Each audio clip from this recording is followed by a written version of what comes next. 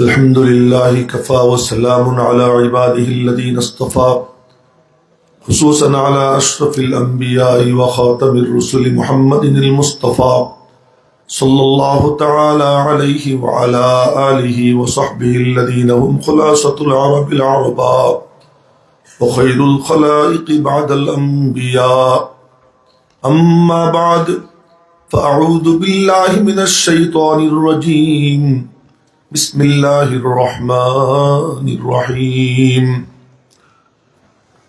إذا جاء نصر الله والفتح ورأيت الناس يدخلون في دين الله أفواجا فسبح بحمد ربك واستغفره إنه كان توابا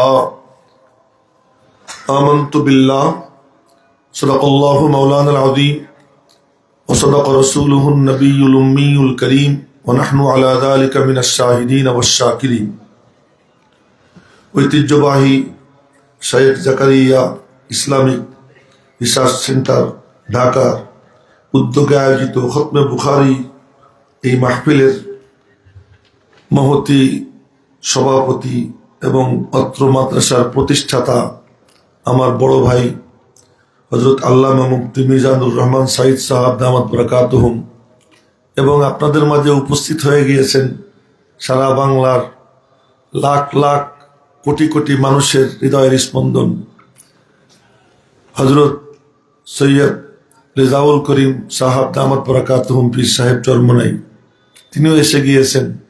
উলামা একরামের মিলন মেলা, তারকার হাট বসেছে আজ শাইখ জাকারিয়া ইসলামিক রিসার্চ সেন্টারে। এখানে আমি বক্তা হিসেবে উপস্থিত হতে পেরে অতটা খুশি না, যতটা খুশি আমি এখানে উলামা একরামের সাক্ষাৎ। এই চোখ এই দিকে রাখতে হবে, বুঝে চোখটা এদিকে। তো কেন বললাম এই কথা, যে খাইবারের যুদ্ধ হয় 7ম হিজরিতে, বুখারী শরীফের হাদিস 7ম হিজরিতে, আর যে কিতাবের খতম হবে আজকে এখানে খতম হবে, এজন্য ওই কিতাবের হাদিসই হঠাৎ মনে পড়লো, তাই বলতেছি। ওই যে চাদর দিয়ে ডাইকা মোবাইলে কথা কইলেও তো আমি দেখি, তুমি মনে করছো ওইটা দেখবো না, মোবাইল পকেটে রাখো। যে কিতাবের খতম হবে আজ, দেখেন একটা কথা বলি, এটা আমি বলি, আমার একটা বদ অভ্যাসই বলেন আর ভালো অভ্যাস বলেন, আমি এটা দেখি এবং বলি টুকি। কেন? যে মানুষের সবচেয়ে বড় যোগ্যতা হলো মনোযোগ, আর সবচেয়ে বড় অযোগ্যতা হলো অমনোযোগিতা। আমি তো ঠিক যাই নাই বলতেছি, আমি কি ঠিক বলতেছি? আমি তো যাই না শুনে ঠিক বলতেছি। নবীজির জামানায় এক জিল কোরআন শরীফও ছিল না, কিন্তু সব সাহাবী হাফেজে কোরআন ছিল। এক কপি কোরআন শরীফও ছিল না, এমনকি নবীজির জামানায়ও ছিল না, আবু বকর সিদ্দিক রাদিয়াল্লাহু আনহুর জামানায়ও ছিল না, হযরত ওমর রাদিয়াল্লাহু তাআলা আনহুর জামানায়ও ছিল না। তো কয় বছর? 12, 10 আর 2 12, আর নবীজির জামানা তো 23। তো 12 আর 23, 23 আর 10 33, 35 বছর পর্যন্ত কোরআনে কারীমের কোনো কপি ছিল না লিখিতভাবে। হ্যাঁ, বিক্ষিপ্ত চামড়ায় লেখা, পাথরে লেখা, অথবা হাড়ে লেখা, তক্তায় লেখা, বিক্ষিপ্ত ছিল। এটাকে হযরত আবু বকর সিদ্দিক রাদিয়াল্লাহু তাআলা আনহু উনার জামানায় জমা করছেন একটা ব্যাগের মধ্যে, ব্যাগে, সরকারি ব্যাগ, ওটা ওনার কাছে থাকতো। তাও কবে? যখন ওই যে মুসাইলিমাতুল কাযযাব, ওই বড় শুয়োর, ওই শুয়োরে মারার জন্য জিহাদ হইল, ওখানে 600 হাফেজ শহীদ হন, 600 হাফেজ। এই শাহাদাতের পরে হযরত ওমর রাদিয়াল্লাহু তাআলা আনহু বললেন, আবু বকর, ইয়ে খলিফাতুর রাসূল, কি কোরআন শরীফ জমা করেন, হাফেজরা সব শহীদ হয়ে যেতিস। কাইফা আসনাউ শাইআন লাম ইয়াফআলহু রাসূলুল্লাহ সাল্লাল্লাহু আলাইহি ওয়াসাল্লাম, যে কাজ নবীজি করেন নাই আমি তা কেমনে করি? হযরত ওমর কোনো যুক্তি দেন নাই, উনি শুধু বলছেন ওয়া ওয়াল্লাহি খায়র, আল্লাহর কসম কাজটা ভালো। হযরত আবু বকর বলেন, ফামা জালা ওমর হাত্তা শারাহাল্লাহু সাদরি, ওমর বলতেই থাকলো, দেখি আল্লাহ পাক আমার সিনা খুলে দিছে। এখন একটু সুবহানাল্লাহ কইলে সমস্যা হইতো না? তো বলেন সুবহানাল্লাহ, জোরে জোরে সুবহানাল্লাহ। আচ্ছা, তাহলে বোঝা গেল কি আকাবির ও আসাগিরের দ্বারা মুতাআসসির হয়। ছাত্রদেরকে বলতেছি এই বাক্যটা মনে রাখ, সবসময় আকাবির আসাগিরকে মুতাআসসির করবে তা না, বড়রা ছোটদেরকে প্রভাবিত করবে তা না, এবং ছোটরাও বড়দেরকে প্রভাবিত করতে পারে। হযরত ওমর রাদিয়াল্লাহু তাআলা আনহু কোনো যুক্তি দেন নাই, বলছেন ওয়া ওয়াল্লাহি খায়র, ওয়া ওয়াল্লাহি খায়র, আল্লাহর কসম এটা ভালো। কে বলতে বলতে আবু বকর সিদ্দিক বলেন আল্লাহ পাক আমার সিনা খুলে দিলেন, কাজটা করার দরকার। বলেন একটু সুবহানাল্লাহ। এরপরে উনি ডাক দিলেন যায়েদ ইবনে সাবিতকে। দেখেন এখন ফাঁসা পাল্টে যায়। যায়েদ ইবনে সাবিত, জি। ওমর আমারে বলছিল ওই কথা, প্রথমে আমি না করছিলাম, পরে সে বারবার পিড়াপিড়ি করাতে দেখলাম যে কাজটা করার দরকার, তো কাজটা তুমি করো। যায়েদ ইবনে সাবিতকে বললেন তুমি করো। উনি বললেন এই কাম আমি কেমনে করবো, যা নবীজি করেন নাই। আমিও বলছিলাম ওমরকে, কিন্তু ওমর বারবার বলাতে শেষ পর্যন্ত আমার মন বলতেছে কাজটা করার দরকার। আমিও তোমারে বলতেছি ভালো, করো করো করো। যায়েদ ইবনে সাবিত কয় কি আবু বকর আমাকে বলতেই থাকলো, আল্লাহ আমার সিনা খুলে দিল। প্রথমে হযরত ওমর আবু বকরকে মুতাআসসির করছেন, আবু বকর সিনিয়র, ওমর জুনিয়র। এখন আবু বকর হযরত যায়েদ ইবনে সাবিতকে মুতাআসসির করতেছেন, প্রভাবিত করতেছেন। Abu Bakr senior, Zayed junior. তাই দেখাইলাম যে কখনো কখনো বড়রা ছোটকে প্রভাবিত করে, আবার কখনো কখনো ছোট বড়কে কি করে, প্রভাবিত করে। এই আব্বাজান চোখ এইদিকে রাখেন, এই যে এদিকে তাকান, যে কইছিলাম না কথাটা, এদিকে চোখটা এদিকে রাখতে হবে। আচ্ছা, কি গল্প করব আমি তা এখনো করিনি, সে গল্প তো রয়ে গেছে। শেষ পর্যন্ত কি হইল, কয় যে যার কাছে যা ছিল লেখে লেখে আনলাম, আইনে আইনে এক ব্যাগ ভইরা হযরত আবু বকরের কাছে দিয়ে দিলাম। ব্যাগটা ওনার কাছেই থাকতো, কিন্তু এক কপি কোরআন শরীফ ছিল না। কিন্তু হার সাহাবী হাফেজে কোরআন, তখন হার তাবী হাফেজে কোরআন। আরে আজীব ব্যাপার, কোরআন শরীফের কোনো কপি নাই, কিন্তু কোরআন শরীফ মুখস্থ। এরপরে হযরত আবু বকর সিদ্দিকের ইন্তেকাল হয়। ইন্তেকালের সময় পরে ওই ব্যাগ রাখছিলেন আয়েশা সিদ্দিকার কাছে। হযরত ওমর রাদিয়াল্লাহু তাআলা আনহু মাসনাদে খিলাফতে বসে বললেন ব্যাগটা আমার কাছে দাও। ওনার কাছে থাকলো 10 বছর। ওই 10 বছর পরে ওই ব্যাগ উনি হাফসার কাছে দিয়েছেন রাদিয়াল্লাহু তাআলা আনহা। হযরত উসমান গনি উনি মাসনাদে খিলাফতে বসে ওই ব্যাগ নিজের কাছে নিলেন। নিজের কাছে নেওয়ার পরে এখন দেখেন কি অমক পড়ে একরকম, তমক পড়ে একরকম, গুতাগুতি, মুসলমানের সংখ্যা বেড়ে গেছে, কেরাতের মধ্যে ঝামেলা। উনি বললেন সব আমার কাছে নিয়ে আসুন।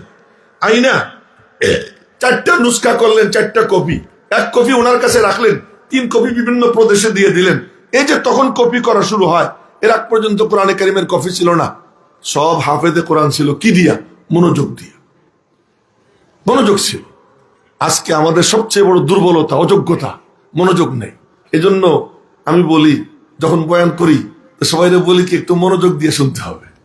তা আমি যে কথাটা বলতেছি যে আজকে যে আমি এখানে মাহফিলে বক্তা বইনে বেশি খুশি না আলেমদের মিলন মেলার মধ্যে উপস্থিত হতে পেরে, তাদেরকে দেখতে পেরে বেশি খুশি, এটা আমি বুঝতে পারতেছি না। এ সম্পর্কে এক হাদিস মনে পড়ে গেছে, ওই হাদিস শুনেইতেছি। ওই যে মাঝখানে 2টা ছেলে নিচের দিকে চেয়ে গেছে, নিচের দিকে তাকাবো না, চোখের দিকে দাও, আমি সবাই দেখতেছি, হ্যাঁ, দিকে চেয়ে থাকো। তো খাইবারের যুদ্ধে, এটা বুখারী শরীফের হাদিস। এই হাদিস যখন বলবো, এই মজলিসের মাঝে আর রওজা পাকের মাঝখানে কোনো বেড়া, কোনো দেয়াল, কোনো পর্দা কিচ্ছু থাকবে না। রওজা পাক থেকে এই মজলিসের মধ্যে নূরের তাজাল্লি পড়বে। এবং এই কথা বলছেন কে? দেখে দেখে বলছেন আমাদের পূর্বসূরি। বলে পূর্বসূরিদের কথা আসলেই মনে পড়ে কোরআন শরীফ। খালি আল্লাহ কয় কি, ওয়াজকুর ফিল কিতাবি ইব্রাহিম ইন্নাহু কানা সিদ্দিকান নাবিয়্যা, ওয়াজকুর ফিল কিতাবি মূসা ইন্নাহু কানা মুখলাসান ওয়া কানা রাসূলান নাবিয়্যা, ওয়াজকুর ফিল কিতাবি ইদ্রিস ইন্নাহু কানা সিদ্দিকান নাবিয়্যা, ওয়াজকুর ফিল কিতাবি মারইয়াম ইয ইনতাবাযাত মিন আহলিহা মাকানান শারকিয়্যা। দোস্ত, আলোচনা করো, অমুকের আলোচনা করো, তমুকের আলোচনা করো, তমুকের আলোচনা করো। তাই একটা শের নামাজের মধ্যে মনে পড়ছিল, ওই শেরটা কই, ইয়াদ রাখনা ভুল না জানা ইলতেমাসে আখেরি, ইয়াদ রাখনা ভুল না জানা ইলতেমাসে আখেরি, তাজকিরা আহবাব করদান শিওয়ে পয়গম্বরি। এই যে আলোচনা করা, বুজুর্গদের কথা বলা, এটা নবীদের খাসলাত। এটা কাদের খাসলাত? নবীদের খাসলাত। এই জন্য আমি শাহ ওলিউল্লাহ মুহাদ্দিস দেহলভী রহমতুল্লাহ আলাইহির নাম নিলাম। উনি রওজা পাকের পাশে মুরাকাবায় বসছে, এটা দেখার জন্য যে পৃথিবীর যেসব জায়গায় হাদিসের চর্চা হয় ওই জায়গাগুলো কেমন। তো মুরাকাবার মধ্যে ওনার অন্তর চোখ খুলে যায়, উনি দেখতে পান যেখানে যেখানে হাদিসের চর্চা হয় ওখানে রওজা পাক থেকে নূরের তাজাল্লি পড়তেছে। জোরে কয়ে ফেলেন সুবহানাল্লাহ। কি সমস্যা? এই সুবহানাল্লাহ জোরের কাহিনী কইতে গেলে তো আমার অন্য জগতে চলে যাব না। মালিবাগ মাদ্রাসায় তখন আমার বয়স মাত্র 15-16। বয়ান শুনতেছিলাম, বয়ান করতেছিলেন হাফেজে হাদিস, হাফেজে বুখারী হযরত আল্লামা দরখাস্তি রহমতুল্লাহ আলাইহি। আল্লামা আব্দুল্লাহ দরখাস্তি, আব্দুল্লাহ বলা ছাড়াই দরখাস্তি করে ফেলেছি না। হ্যাঁ, মোবাইলে কেউ কথা কবে না মজলিসের মধ্যে, সবার কাছে অনুরোধ, হ্যাঁ কেউ না, এই কাজটা কেউ করবে না যতক্ষণ আমি কথা বলবো, মেহেরবানি করে। এটা দেখলে আমার কথা বন্ধ হয়ে যায়। মৌলানা আব্দুল্লাহ দরখাস্তি রহমতুল্লাহ আলাইহি, যার নাম নিলাম, লোকটা কেমন? রওজা পাকের পাশে গেছেন, নবীজিরে সালাম দিয়েছেন, সালাম দিয়া এরপরে একটু বিশ্রাম করছেন, ঘুমাইছেন, ঘুমের মধ্যে নবীজির সঙ্গে দেখা হয়ে গেছে। দেখা হওয়ার পরে উনি বলতেছেন, ইয়া রাসূলুল্লাহ আমি আসছি, আর যাব না, এখানেই থাকবো, মদিনা শরীফ থাকবো। নবীজি বলেন, না, তুমি পাকিস্তান চলে যাও, ওখানে গিয়ে খতমে নবুয়তের কাজ করো, আর আমার ছেলে আতাউল্লাহ বুখারীকে আমার সালাম দিও। আতাউল্লাহ বুখারী কে একটু একটু বলে ফেলে।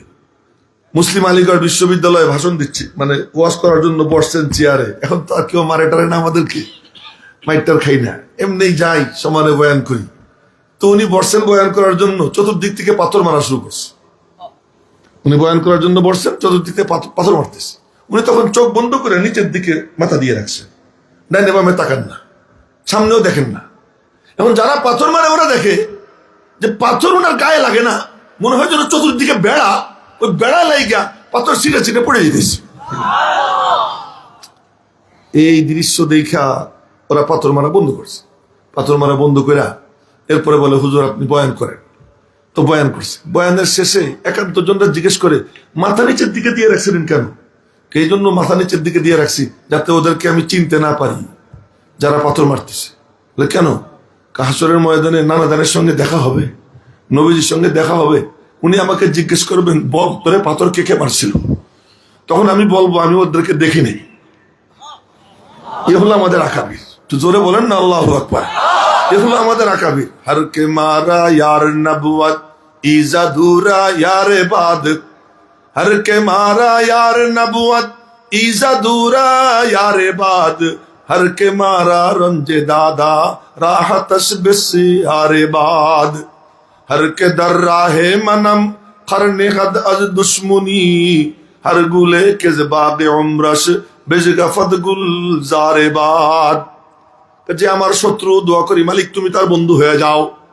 যে আমার পথে কাটা বিছায়, আমি দোয়া করি মাওলা তুমি তার জীবনকে ফুলে ফলে ভরে দাও। এই লোক আতাউল্লাহ শাহ বুখারী। তা আব্দুল্লাহ দরখাস্তি রহমতুল্লাহ আলাইহি উনি পাকিস্তানে আইসা আতাউল্লাহ শাহ বুখারীকে দেখতে গেছেন। উনি তখন বিছনায় শুয়ে অসুস্থ।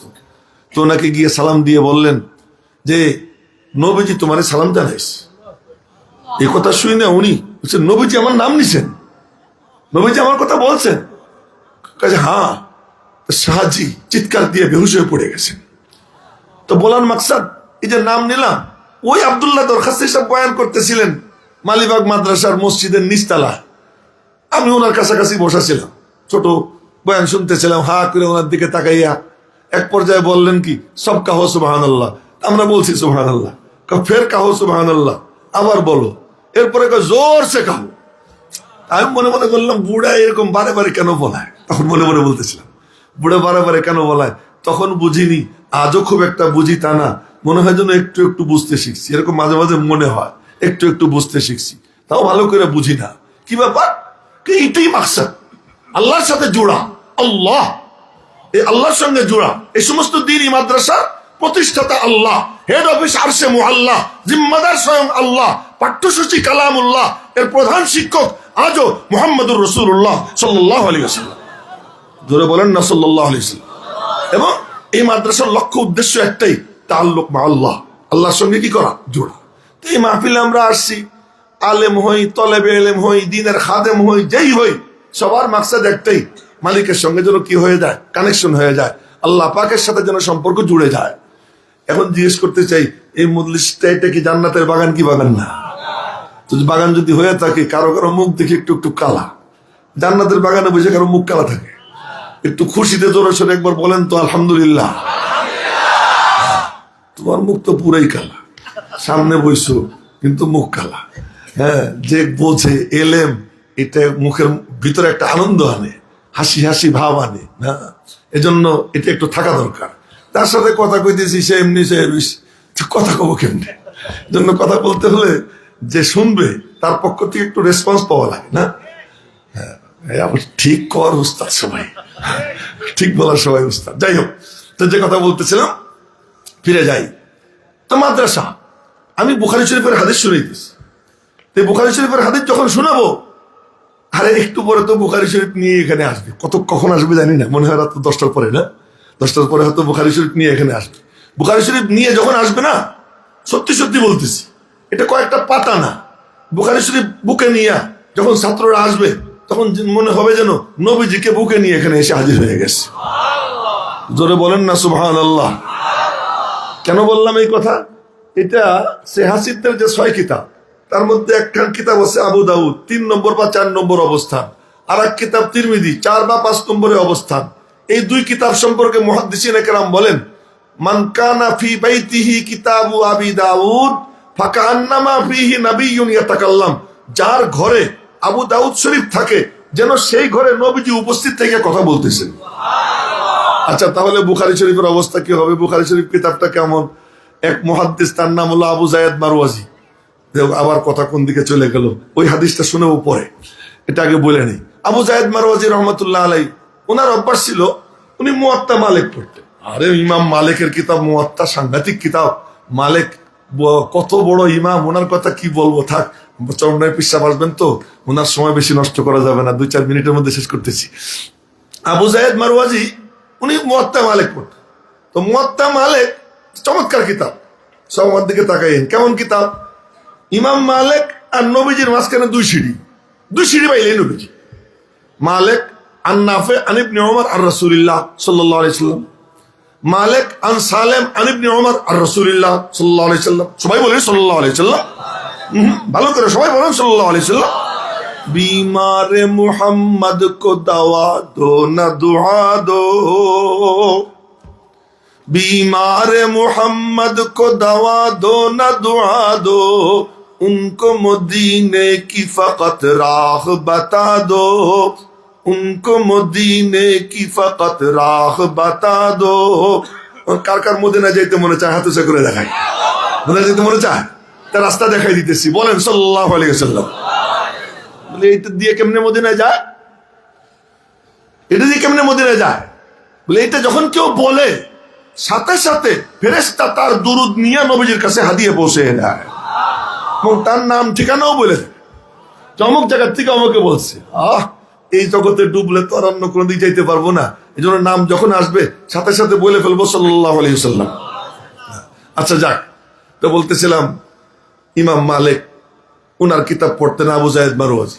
স্বপ্নে নবীজির সঙ্গে দেখা, নবীজি বলতেছেন, ইলা মাতা তাকরাউ কিতাবা মালিক আলা তাকরাউ কিতাবি।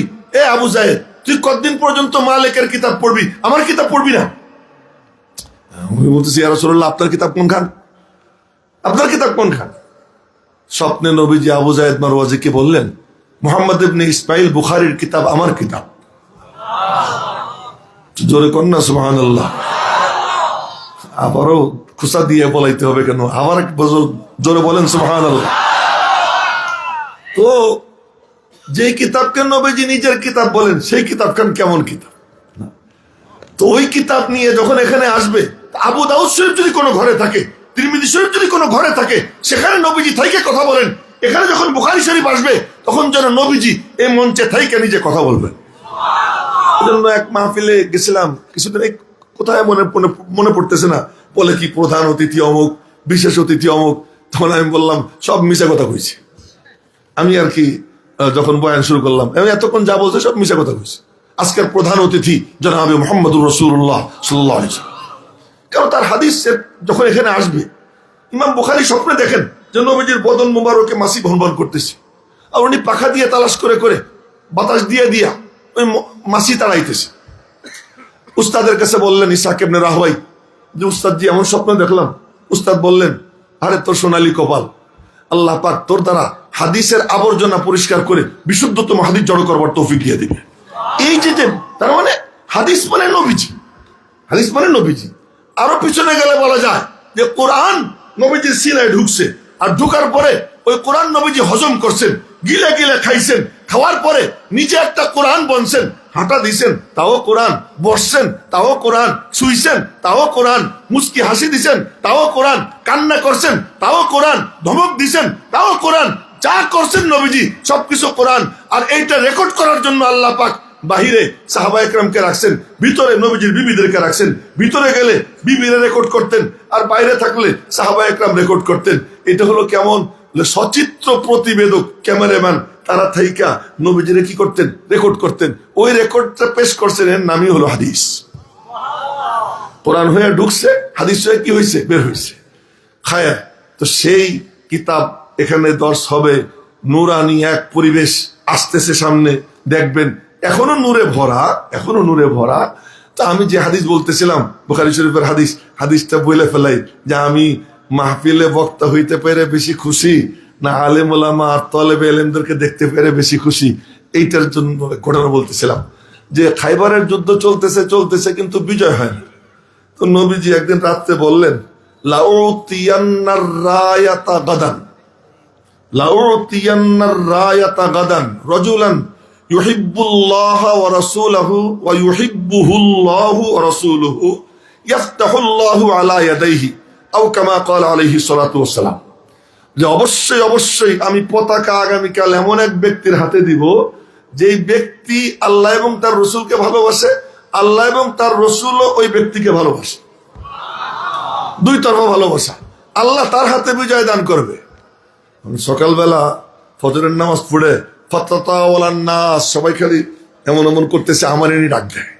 তার কারণ দুই তরফা ভালোবাসা সার্টিফিকেট সাংঘাতিক ব্যাপার, খালি গলা উঁচে করতেছে যে আমার এনে ডাক দেয়। এর মধ্যে নবীজি বললেন চতুর্দিকে তাকাইয়া, আইনা আলী, আলী কই?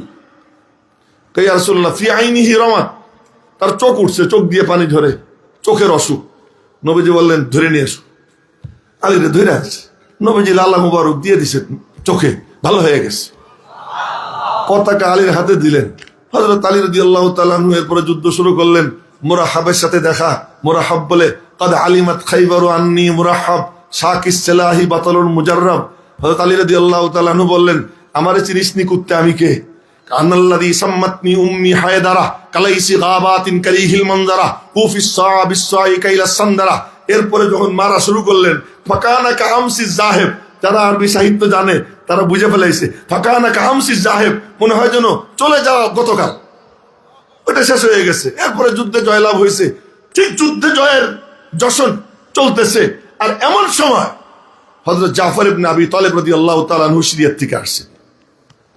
সিরিয়া থেকে আসছেন, নবীজি উঠে গিয়া হযরত জাফরের জড়াই দিচ্ছে, জড়াই ধইরা বলতেছেন, এ মিয়ারা, জানো খাইবার যুদ্ধ জয় করে আমি বেশি খুশি না জাফরের পাইয়া বেশি খুশি? আমি বুঝতে পারতেছি না। লা আদরি আনা বিকুদুমি জাফর আফরাহু আম বিফাতহি খাইবার, যে খাইবার বিজয়ে বেশি খুশি না জাফরের পাইয়া বেশি খুশি আমি বুঝতে পারতেছি না। ঠিক আমিও আজকে বলতেছি যে এই মাহফিলে বক্তা হইতে পারে আমি বেশি খুশি না আলেম উলামাদের মিলন মেলায় উপস্থিত থাকতে পারে, তাদের চেহারা দেখতে পারে বেশি খুশি? কোনটা দিয়ে বেশি খুশি বুঝতে পারতেছি না। এই জন্য এই কথাটা বললাম আর কি। এই হাদিস মনে পড়ে গেল, শুনে এলাম। আমার অবস্থা এরকম। বয়ান কি করব? বয়ান তো করবেন মওলানা মনজুর মেঙ্গাল, আমি ওনার আশেক একেবারে। উনি বয়ান করবেন, চমৎকার বয়ান করেন, এবং ছাত্ররা যেন কাগজ কলম নিয়ে থাকে। প্রতি মিনিটে মিনিটে মাওয়াত পাওয়া যাবে, বিশেষ বিশেষ, মানে আমি ওনার একেবারে আশেক হয়ে গেছি। স্বপ্নেও দেখছি ওনাকে, জীবনে দেখিনি। ওই ওনার বয়ান শুনতে শুনতে ওনার আশেক, স্বপ্নেও ওনার সঙ্গে আমার দেখা হয়েছে। যাই হোক, আজকে চাইছিলাম থেকে ওনার বয়ান শুনবো, কিন্তু এই যে মানে কি বলবো, আর একটা কথা মনে পড়ে গেল, মা ও মজনু হাম সব বুদেম দর দিওয়ানে ইশক ও বসহরা মান দর কোচা রুসওয়া সুদাম। আমার অবস্থা হয়েছে তাই, পথে পথে ঘুরে বেড়াই, কিন্তু একই মানে উস্তাদদের কাছে পড়া, আজকে মিজান ভাই কোথায় আর আমি কোথায়, পথে পথে ঘুরি। তো এই জন্য মনটা খুব খারাপ লাগে। ওই ওয়াজের কারণে চলে যেতে হবে সেই মানিকগঞ্জ, ওই কোথায় কোথায় ঘুরে বেড়াইতে হবে। আজকে যে ওনাদের কাছে থেকে একটু বয়ান শুনবো, এ আর আমার কপালে জুটবে কিনা চেষ্টা করতেছি এখনো ওইটা ক্যান্সেল করে এখানে থাকতে, কিন্তু যদি পারি হয়তো থাকবো, আর যদি না পারি কি করবো, মজবুর হয়ে যাইতে হবে। মাঝে মাঝে খুব কষ্ট লাগে, কেন এই পথে নামলাম। যাই হোক, তো আমি আপনাদের সামনে কোরআনে কারিমের একটা সূরা পড়ছি। কোরআনে কারিমের শেষের 10 সূরা, এই সব মনোযোগ দিয়ে শুনি। শেষের 10 সূরায় নবীজির জিন্দেগীর পুরা সিরাত আল্লাহ তাআলা তুলে ধরছে। সুবহানাল্লাহ, কয় না ভালো করে। এই কাপড় চোপড় দাদু পরে ঠিক করো, এখন আমার দিকে চেয়ে থাকো, নিচের দিকে তাকাবা না। যে নবীজির জিন্দেগীর পুরা সিরাত শেষ 10 সূরায় লক্ষ্য করি। সূরা ফিল নবীজির জন্ম তারিখ, সূরা কুরাইশ নবীজির বংশ পরিচয়, সূরা মাউন নবীজির সময়ের আর্থসামাজিক অবস্থা, সূরা কাউসার নবীজির শান মা, সূরা কাফিরুন নবীজির আপসীন অবস্থান, সূরা নাসর আপসীন অবস্থানের ফলাফল, তোমাকে আমি আল্লাহ মহা বিজয় দান করে দেব। আবার বলতেছি, সূরা ফিল আলাম তারা কাইফা ফাআলা রাব্বুকা বিআসহাবিল ফিলের মধ্যে নবীজির জন্ম তারিখ, এজন্য জন্ম তারিখের মধ্যে ফিলের ঘটনার 50 দিন, এই জন্ম তারিখ বলা হয়েছে কোথায়? সূরা ফিলের মধ্যে। লিইলাফি কুরাইশ, একটু অপেক্ষা করুন সবাই, অন্য আন্নিকে বলবো। লিইলাফি কুরাইশ নবীজির বংশ পরিচয়। আরাইতাল্লাযী ইউকাযযিবু বিদ্দীন ফাযালিকাল্লাযী ইয়াদউল ইয়াতীম ওয়ালা ইয়াহুদ্দু আলা তুআমিল মিসকিন। এগুলো একদম পাজি ছিল, কিপ্টে ছিল, ফাইস্টা ছিল, জালেম ছিল, এতিমদের উপরে জুলুম করত, অত্যাচার, অবিচার, অনাচার এ ছিল ওদের মধ্যে। এ ছিল আর্থসামাজিক অবস্থা। এই আর্থসামাজিক অবস্থা এখন আল্লাহ পাক বলেন কি, কুরাইশ তোরা দেখিস না আসহাবে ফিলরে আমি ধ্বংস করলাম, হস্তি বাহিনী ধ্বংস করলাম। লিইলাফি কুরাইশ, তোদের মনোরঞ্জনের জন্য। আল্লাহ পাক বলেন যে আমি আসহাবে ফিলকে ধ্বংস করলাম তোদের মনোরঞ্জনের জন্য। লিইলাফি কুরাইশ, কুরাইশদের দিলজুইর জন্য, মনোরঞ্জনের জন্য। যখন আমি আল্লাহ এই হস্তি বাহিনীকে ধ্বংস করে দিলাম, তোদের কিচ্ছু করা লাগলো না, ছোট্ট ছোট্ট পাখি পাঠাইয়া ওই বাহিনীকে আমি ধ্বংস করে দিলাম। এখন তো একটু আমার ইবাদত কর, ফালিয়াবুদু রাব্ব হাযাল বাইত। আয় এখন আমার ইবাদত কর। যে তোদেরকে ক্ষুধার থেকে পরিত্রাণ দেয়, খিদে লাগলে খাওয়ায়, উনি যখন খাওয়ায় তো তোরা এতিমরে ধাক্কা দিস না, তোরাও খাওয়াইস। আর যদি খাওয়ানোর তরিকা না জানিস তো শিখবি।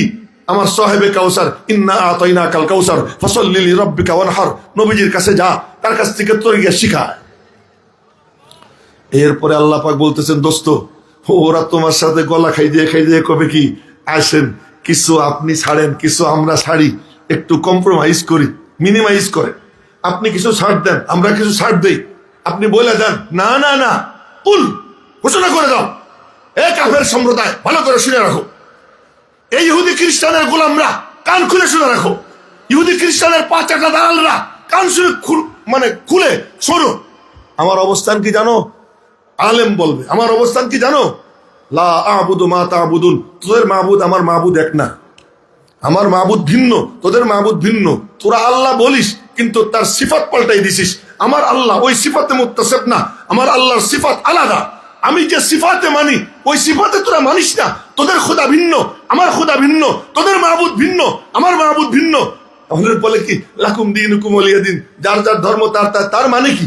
তার মানে আপোষকামিতা না, আপোষহীনতা, কোনো কম্প্রোমাইজ নাই। যদি তোর ডাক শুনে কেউ না আসে তবে একলা চলো, একলা চলো, একলা চলো রে, হকের পথ থেকে আমি ফিরবো না, সারা দুনিয়া চলে যেতে পারে, আমি আমার অবস্থান থেকে নড়বো না। এ যখন অবস্থান হবে আল্লাহ পাক বলেন, দোস্ত আর দেরি নাই, এবার আমি তোমাকে মহাবিজয় দান করে দেব। ইযা জা নাসরুল্লাহি ওয়াল ফাত, বিজয় যখন এসে যাবে, হযরত এসে গেছেন আলহামদুলিল্লাহ। জি হ্যাঁ ঠিক আছে ঠিক আছে। ও হুজুর বলছেন যে শেষ করতে, আচ্ছা আচ্ছা ঠিক আছে, ফিনিশিং দিয়ে শেষ। জি সবাই আল্লাহ পাক রব্বুল আলামিন যেন নেক হায়াত দারাজ করে। যদি জোরে বলেন না কেন আমিন। হায়াতের মধ্যে বরকত দান করে, এবং আল্লাহ পাক যেন ওনাকে, এই যে এখন আমি যে কথাগুলো বলতেছি মনে হয় ওনার জন্য এই কথাগুলো আসতেছে, মনে হয় ওনার জন্যই আসতেছে। হ্যাঁ, যে আপসহীন, কোনো আপস নেই। আতরুকু সুন্নাত হাবিবি লিহাউলাইল হুমাকা, আমি আমার হাবিবের সুন্নতকে ছাড়বো এই আহম্মকদের খাতিরে? আমি ইসলামের কোন একটা বিধিবিধানে মিনিমাইজ করব, কম্প্রোমাইজ করব এই কুত্তাদের খাতিরে? কখনো হতে পারে না।